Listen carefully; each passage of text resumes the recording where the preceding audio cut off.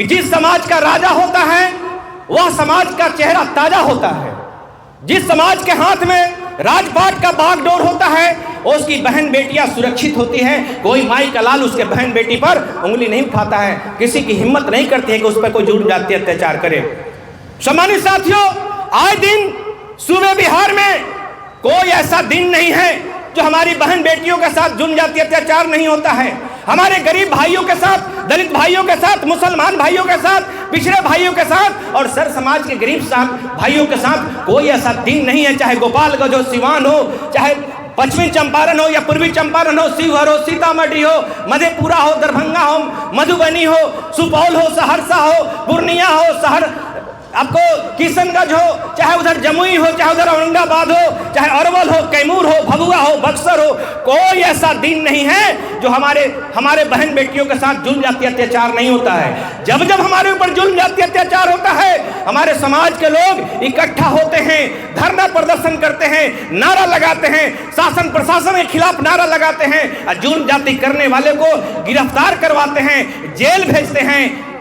मानवर कांसीराम साहब ने कहा था कि इस तरह लगातार तुम्हारे ऊपर जुल्म जाति अत्याचार होता है, कभी अपने आप से पूछो कि आखिर तुम्हारा ही साथ इतना जुल्म जाति अत्याचार क्यों होता है? तुम्हारे ही बहन बेटियों के साथ, इज्जत के साथ खिलवाड़ क्यों होता है? तुम्हारा ही लोग को गुलाम बना करके, लाचार बनाकर क्यों रखा जाता है? तुम्हारा ही लोग को हक हिस्सा क्यों लूटा जाता है, क्यों छीना जाता है? कभी आप सोचे हैं? मानव कांसीराम साहब कहते हैं ये कब तक होता रहेगा? कभी पूछो कि आखिर हमारा ही लोग पर अत्याचार कब होगा?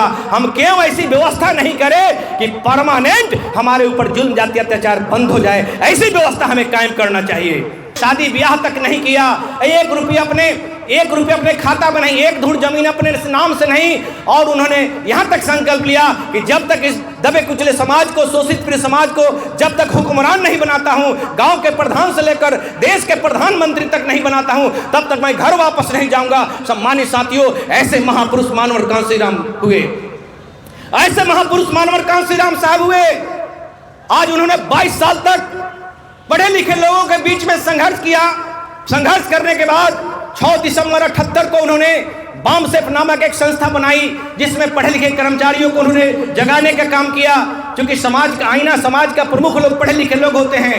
6 दिसंबर 78 को बामसेफ बनाने के बाद 3 साल बाद जो हमारा समाज कर्मचारी नहीं था, विद्यार्थी था, किसान था, मजदूर था, उन्हें जगाने के लिए उन्होंने DS4 दलित शोषित समाज संघर्ष समिति 81 में 6 दिसंबर 1981 में DS4 बना करके तमाम लोगों को जगाने का काम किया। और उसके बाद परम पूज्य बाबा साहब ने एक बात कहा था कि capture for temple of power. मेरे समाज के लोगों, एक MLA, एक MP बनने से अगर भला होना होता तो रिजर्वेशन से 131 member of parliament reserve seat से SC से जीत के आते हैं और सैकड़ों मेंबर ऑफ पार्लियामेंट OBC से जीत के आते हैं। लेकिन हजारों MLA रिजर्व सीट से जीत कर जाते हैं, लेकिन आज तक समाज का भला नहीं हुआ। ये सम्मानित साथियों, सिर्फ एक MLA बन जाना, एक MP बन जाना तुम्हारा लक्ष्य नहीं होना चाहिए। हमें उस सत्ता के मंदिर पर कब्जा करना चाहिए जहां से संविधान की रक्षा होगा, संविधान का संचालन होगा और जो हजारों साल के गैर बराबरी होगा उसी संविधान की ताकत से आपकी उन्नति होगी। ये काम परम पूज्य बाबा साहब डॉक्टर भीमराव अम्बेडकर ने एक अंगुली का इशारा करके उन्होंने कहा था कि capture for temple of power, सत्ता के मंदिर पर कब्जा करो। क्योंकि सत्ता के मंदिर पार्लियामेंट हाउस है, उसी पार्लियामेंट हाउस से आपके हक अधिकार का फैसला होता है। लेकिन सम्मानित साथियों, अगर उस पार्लियामेंट हाउस में अगर आप नहीं जाएंगे, आपका राजपाट नहीं होगा, आप जात के नाम पर वोट करेंगे, आप अगर बिना जाने समझे वोट करेंगे, निश्चित रूप से वह आप कहने के लिए वो आपका जात होगा, विधायक होगा, कहने के लिए वो सांसद होगा, लेकिन किसी न किसी का वो गुलामी करता होगा, किसी न किसी चमचागिरी करता होगा। इसीलिए मानवर कांसीराम साहब ने कहा था कि इस देश में जब तक चमचे पैदा होते रहेंगे तब तक समाज के चेहरे पर रौनक नहीं आएगी, समाज हुक्मरान नहीं पैदा होंगे। सम्मानित साहब की यह कहने का यह मतलब हुआ कि आपको विचारधारा के व्यक्ति पैदा करना होगा। यह मत समझना है, कहने के लिए बहुत सारे लोग कहेंगे, इस देश में सारे लोग बहुजन बहुजन बहुजन कह रहे हैं। बहुजन कहने का मतलब नुनिया के घर में पैदा लेने से बहुजन नहीं होता है, चमार के घर में पैदा लेने से बहुजन नहीं होता है, जादव के घर में पैदा लेने से बहुजन नहीं होता है, अगर किसी पासवान के घर में पैदा लेने से बहुजन नहीं होता है। बहुजन का मतलब होता है उस संत गुरु महापुरुषों के विचारधारा को धरातल पर पहुंचाना, जन जन तक पहुंचाना, उनके विचारों का भारत बनाना, यह बहुजन होता है। इसको बहुजन समाज, इसको बहुजन बोलते हैं। ये मेरे सम्मानित साथियों, कोई अगर आपके बीच में बहुत सारी ऐसी पॉलिटिकल पार्टियां बन गई, कोई बैकवर्ड फॉरवर्ड के नाम पर आपका वोट लेता है, कोई हिंदू मुस्लिम के नाम पर आपका वोट लेता है, कोई अगर आप पिछड़ा के नाम पर वोट लेता है, कोई किस्म के जो है नाटक नौटंकी करके वोट लेता है, कोई संविधान बचाने के नाम पर आपसे वोट मांगता है, कोई संविधान को खत्म करने के नाम पर वोट मांगता है। ये सम्मानित साथियों, आपको ये सोचना है, आपको ये सोचना है, इस देश में सबसे पुरानी पार्टी सबसे पहले कांग्रेस पार्टी आई, और आपको मालूम होगा इस कांग्रेस पार्टी की सरकार में परम पूज्य बाबा साहब डॉक्टर बी.आर. अम्बेडकर कानून मंत्री बने थे। कानून मंत्री की हैसियत से उन्होंने आप दबे कुचले समाज, पिछड़े समाज, अति पिछड़े समाज, मुस्लिम समाज के अधिकारों के लिए कानून मंत्री की हैसियत से पार्लियामेंट हाउस में बिल लाने का काम किया। लेकिन इसी कांग्रेस एंड कंपनी के लोगों ने बाबा साहब की बात को मानने से इनकार कर दिया, जिसका नतीजा यह हुआ कि आपके अधिकार को दिलाने के लिए, आपके हक को दिलाने के लिए, आपको राजा बनाने के लिए परम पूज्य बाबा साहब ने कहा कि कानून मंत्री की हैसियत से जब दबे कुचले समाज, पिछड़े समाज को, मुस्लिम समाज को, सर्व समाज के गरीब का अधिकार नहीं दिला सकते तो लानत है कानून मंत्री पद के। उन्होंने कानून मंत्री पद से इस्तीफा दे दिया इसी कांग्रेस के संग्राम में। इसलिए झांसे में नहीं पड़ना है, और कांग्रेस पार्टी आपका कभी हितैषी नहीं हो सकता है। इसलिए मानवर कांसीराम साहब ने आपको बार बार इशारा किया, इस देश में सारी की सारी पार्टियां कांग्रेस से निकली है, कांग्रेस से निकलकर जनसंघ बना है, जनसंघ से निकलकर जनता पार्टी बना है, जनता पार्टी से निकलकर उधर जनता दल बना, इधर समता पार्टी बना, भारतीय जनता पार्टी बना, ये कम्युनिस्ट वामपंथी बना। ये सारी की सारी पार्टियां कांग्रेस से निकल बनी है। इसलिए सम्मानित साथियों, जो कांग्रेस का कल्चर रहा है, लगातार आजादी 1950 में आपका संविधान लागू होता है और 1990 में पिछड़े समाज का ओबीसी को रिजर्वेशन मिलता है। यह रिजर्वेशन अगर मिला तो आदरणीय बहन कुमारी मायावती जी और मानवर कांसीराम साहब के बदौलत मिला। ये बात हमें जा करके पिछड़े समाज के लोगों में, अति पिछड़े समाज के लोगों में, सर्व समाज के लोगों में, मुस्लिम समाज के लोगों में हमें जाकर बताना पड़ेगा। इस देश में कोई आपकी अपनी ही ऐसी पार्टी है तो बहुजन समाज पार्टी है। बाकी पार्टियां सिर्फ आपको धोखा देने का काम करती है, आपका वोट लेकर आप ही पर अत्याचार करने का काम करती है।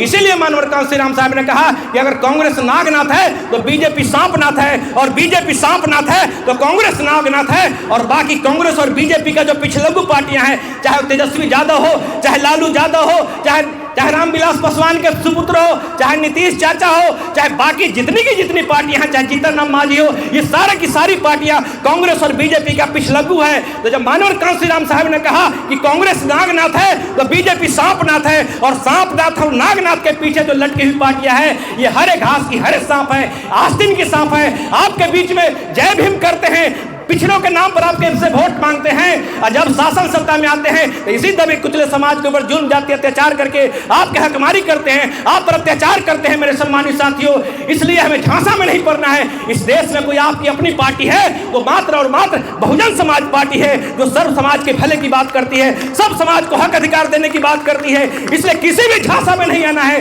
न पिछड़े के चक्कर में आना है, न अगड़े के चक्कर में आना है, न हिंदू के चक्कर में आना है, न मुसलमान के चक्कर में आना है। बहुजन समाज पार्टी के नीले झंडा के हाथी निशान के नीचे आना है, क्योंकि नीले झंडा और हाथी निशान को परम पूज्य बाबा साहब डॉक्टर भीमराव अम्बेडकर ने आपको रिसर्च करके दिया। नीले झंडा नीले आसमान का प्रतीक है। जिस तरह नीले आसमान के अंदर कोई भेदभाव नहीं होता है, कोई किसी से साथ कोई दुर्भाव नहीं होता है। अगर ऊपर से प्रकृति की वर्षा गिरती है तो जिस तरह नीले आकाश से जब वर्षा गिरती है तो वह यह नहीं देखता है यह किसी गरीब का खेत है कि किसी अमीर का खेत है, किसी दलित का खेत है कि किसी पिछड़ा का खेत है, किसी मुसलमान का खेत है कि किसी ब्राह्मण का खेत है, किसी राजपूत का खेत है, किसी भूमियार का खेत है। जिस तरह नीले आसमान से जो वर्षा होती है कोई भेदभाव नहीं करता है, सबके ऊपर समान वर्षा होती है। ठीक मेरे सम्मानित साथियों, ये जो नीला झंडा जो आप देख रहे हैं, इस नीले झंडा का ये किसी के साथ कोई भेदभाव नहीं होगा। जिसकी जितनी संख्या भारी उसकी उतनी हिस्सेदारी होगा,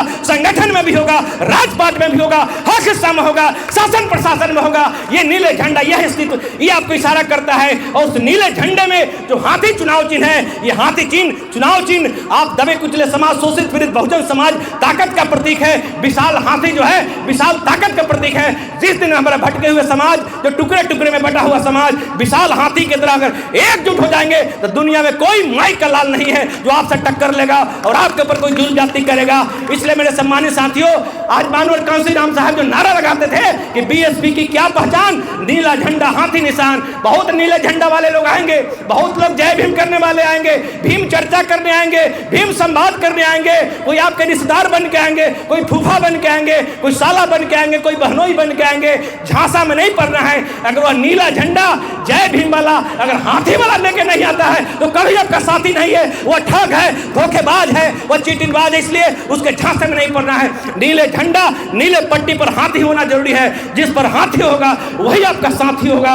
अगर जिस पर हाथी नहीं वह उस पर, वह आपका साथी नहीं। बहुत ऐसे भी चमचे आएंगे जो कांसीराम साहब ने कहा था, कई प्रकार के चमचे हैं। आप कभी सुनते होंगे देश के प्रधानमंत्री माननीय नरेंद्र मोदी कभी स्टेशन पर चाय बेचते थे। ये बात बहुत प्रचार किया गया कि चाय वाला मोदी का नाम प्रचार किया गया। मेरे सम्मानित साथियों, झूठा प्रचार करके तो मोदी प्रधानमंत्री, मुख्यमंत्री बन गए और प्रधानमंत्री बन गए और केतली जो है अपने स्टेशन पर छोड़ दिए। उस केतली को उठा के ही बहुत लोग घूमेगा और वो जय भीम करेगा और जहां तहां उपद्रव करा करके आपके बीच में मार काट और सामाजिक सौहार्द बिगाड़ने का काम करेगा। उससे भी सावधान रहना है। जय भीम के चक्कर में नहीं पड़ना है। जो जय भीम, जय भारत, जय बहुजन समाज पार्टी बोले उसी के साथ आपको रहना है। यही आपका अपनी पार्टी है, यही आपका ओरिजिनल घर है, यही घर आपकी मान सम्मान स्वाभिमान की रक्षा करेगी। इसी पार्टी से आपको हक अधिकार मिलेगा। और इसी पार्टी की जब सरकार उत्तर प्रदेश बनी तो जब तक बहुजन समाज पार्टी नहीं बनी थी, इस देश में 78 ओबीसी जातियां न कभी एमएलए का मुंह देखा था, न कभी सांसद का मुंह देखा था, न कभी एमएलसी बना था। धन्य है मानवर कांसीराम साहब, धन्य है बहन कुमारी मायावती, जिनके बदौलत नुनिया से लेकर के कुम्हार, प्रजापति, यादव, कुर्मी, कोयरी, कुशवाहा, हजाम, हमारे जितने भी माली से लेकर राजभर वगैरह सारे समाज के लोगों को मानवर कांसीराम साहब और बहन कुमारी मायावती ने सदन का मेंबर बनाने का काम किया। चाहे दारा सिंह चौहान हो, चाहे सुखदेव राजभर हो, चाहे रामचंद्र राजभर हो, चाहे लालजी वर्मा हो, चाहे सोनेलाल पटेल हो, चाहे संजय निषाद के पिताजी हो, बहुत सारे जो पिछड़े समाज के लोगों को जब कभी भी सदन का मुंह नहीं देखा था, बहन कुमारी मायावती जी और मानवर कांसीराम साहब ने उपेक्षित समाज को भी राजपथ दिलाने का काम किया। ऐसे मेरे सम्मानित साथियों, जो काम आदरणीय बहन जी ने उत्तर प्रदेश में करके दिखाया वह काम पूरे देश में होना चाहिए, बिहार में होना चाहिए। ये जिम्मेवारी हमारे बिहार के लोगों का बनता है। और खास करके आप जहां बैठे हैं, आपकी जिम्मेवारी तो और ज्यादा बनता है। आपकी जिम्मेवारी और ज्यादा बनता है। जितने सम्मानित साथी यहाँ बैठे हैं, आप लोग संकल्प लीजिए और जो बहुजन समाज पार्टी के कंसेप्ट है, जो परफॉर्मा है, उस परफॉर्मा को गांव-गांव तक पहुंचा करके और लोगों को एहसास करा करके संगठन बना करके बूथ कमेटी, सेक्टर कमेटी, विधानसभा कमेटी, प्रखंड कमेटी बना करके और इस बार अपना परचम, नीले झंडा हाथी वाला परचम लहराने का काम करे। सम्मानित साथियों, बहुत लोग कहेंगे आपसे कि आपके पार्टी का गठबंधन किसके साथ है। आप कान खोलकर सुन लीजिए। अभी हाल फिलहाल में बिहार में 4 उपचुनाव हुआ, 4 विधानसभा पर उपचुनाव हुआ है। 4 में हमारी पार्टी 2 सीटों पर लड़ी है। तरारी में सिकंदर कुशवाहा लड़े हैं और रामगढ़ में सतीश कुमार यादव हमारे कार्यकर्ता वर्कर लड़े हैं। एक तरफ 38 दलों का गठबंधन भारतीय जनता पार्टी लड़ी और एक तरफ 26 दलों का गठबंधन Congress and company, RJD and company लड़ी और हमारा एक कार्यकर्ता लड़ा चुनाव, एक वर्कर चुनाव लड़ा और हमारे कार्यकर्ताओं ने अपनी संगठन के बल पर अपने कार्यकर्ता को लड़ाया और लड़ा करके वहां Congress and company, RJD and company 3 number पर चली गई और बहुजन समाज पार्टी को वोट कितना आया? 60,895 वोट आया और राजद एंड कंपनी को 30,000, 32,000 वोट आया। मात्र हम 1362 से सेकंड किए। वहां के बीजेपी के विधायक जीते, मात्र 1362 वोट से जीते और 1362 वोट से हम हारे नहीं, ये शासन सत्ता के लोगों ने अपने शासन का दुरुपयोग करके मात्र 1362 वोट से हमारे वर्कर को, हमारे कार्यकर्ता को हराने का काम किया। हम लोगों ने संकल्प लिया है एक सीट पर तुम हराओगे। बिहार में 243 सीट है और 243 सीट पर हमारे कार्यकर्ता करो और मरो की स्थिति में है। एक दिन भी हमारे जब प्रभारी जी आराम कर रहे हैं ना आपका प्रदेश अध्यक्ष आराम कर रहा है। पूरे बिहार में कोई ऐसा दिन नहीं है जहां 50 से 60 मीटिंग हमारे कार्यकर्ता नहीं करेंगे। लेकिन दुर्भाग्य की बात है कि प्रिंट मीडिया, इलेक्ट्रॉनिक मीडिया, जो मेन स्ट्रीम के मीडिया है, जो गोदी मीडिया है, मनुवादी मीडिया है, हमारे मिशन को नहीं दिखाते हैं, हमारे कार्यक्रम नहीं दिखाते हैं। धन्यवाद है हमारे कुछ लोकल सोशल मीडिया जो कुछ निष्पक्ष हैं, जिनके बदौलत आज बहुजन समाज पार्टी की चर्चा हो रही है। इसलिए सम्मानित साथियों, आपको घबराना नहीं है, हमें सामाजिक गठबंधन बनाना है, हर समाज के बीच में जाना है। दलगत गठबंधन आज बनता है, कल टूट जाता है, हम उस पर भरोसा नहीं करते हैं। हमारी नेता कभी गठबंधन में भरोसा नहीं करती है। हमारी नेता आप सबों पर भरोसा करती है, सब समाज के लोगों पर भरोसा करती है। हम समाज में भाईचारा काम करेंगे, समाज में 1 लाख मोहब्बत कायम करेंगे। हम दलितों के बस्ती में जाएंगे, हम मुसलमानों के बस्ती में जाएंगे, हम सर्व समाज के बस्ती में जाएंगे, पिछड़ों के बस्ती में जाएंगे और 1 लाख मोहब्बत और भाईचारा कायम करेंगे। ये जो भाईचारा बनेगा, यही भाईचारा बीजेपी और कांग्रेस को इस देश से हटाएगा और बहुजन समाज का राज लाएगा। इन्हीं बात